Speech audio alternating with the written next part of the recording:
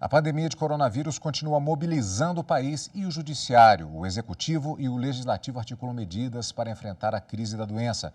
Quem destaca algumas dessas ações é o repórter Leandro de Souza, que também atualiza os números da Covid-19. Boa noite, Leandro.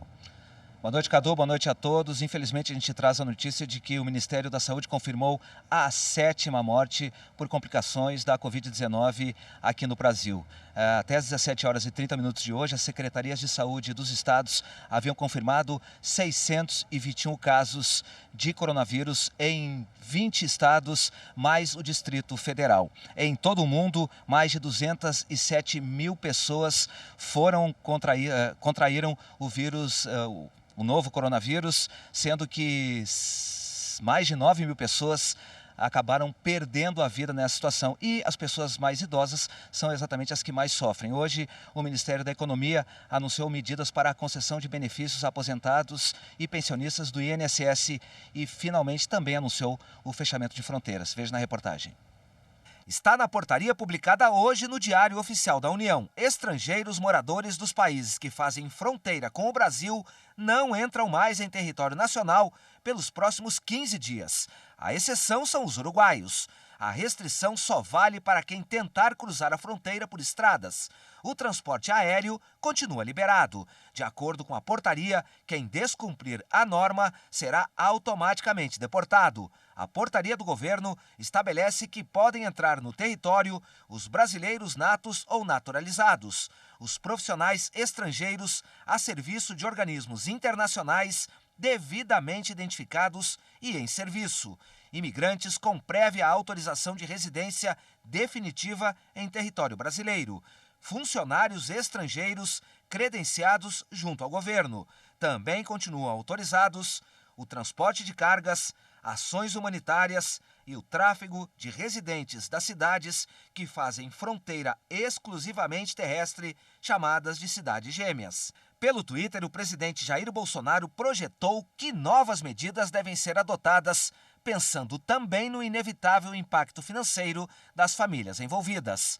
Antes disso, na noite de quarta-feira, o presidente Jair Bolsonaro esteve em reunião com o presidente do Supremo Tribunal Federal, ministro Dias Toffoli, o procurador-geral da República, Augusto Aras, e o presidente do Tribunal de Contas da União, José Múcio Monteiro. Este momento se fará repetir com toda certeza por mais vezes, não só enquanto perdurar esse problema, bem como por muito tempo, porque a nossa união, o nosso entendimento é que dará o ritmo e o norte que o nosso Brasil precisa. Entre as ações, o governo federal formalizou medidas provisórias para socorrer o setor aéreo, um dos mais afetados pela crise. Também foi anunciada a criação do Comitê Nacional de Justiça e Controle para enfrentar o coronavírus. O objetivo é unir esforços para evitar e encerrar processos judiciais de forma mais rápida. Precisamos todos estar a postos para atender às demandas que surgirão nesse delicado período.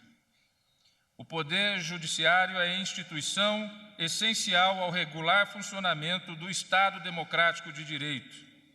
É o maior garantidor da paz social e da efetividade dos direitos fundamentais da pessoa humana. Nesse momento delicado, de fragilidade humana, o sistema de justiça deve mais do que nunca estar em funcionamento para oferecer o amparo institucional necessário à resolução dos litígios.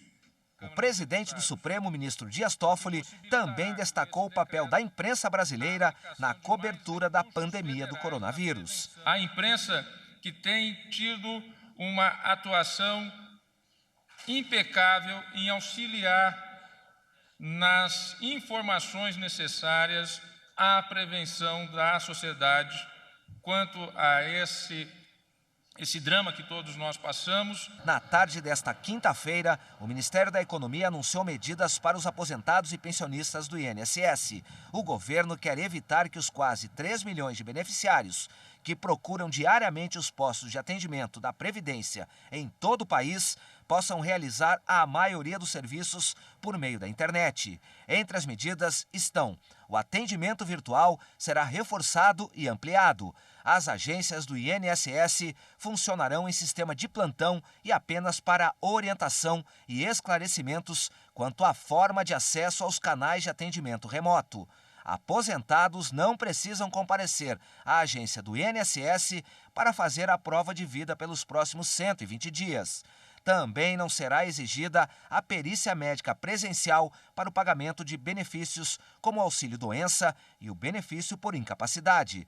Os laudos podem ser encaminhados de forma virtual.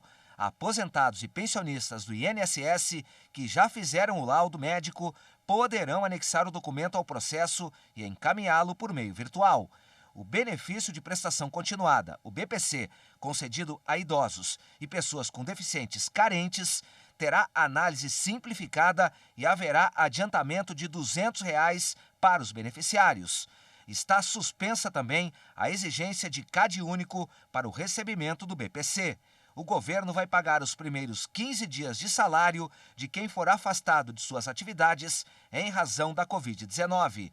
O Ministério da Economia planeja ainda pagar um auxílio para os trabalhadores que recebem até 2 salários mínimos e forem afetados pela redução de jornada e salários.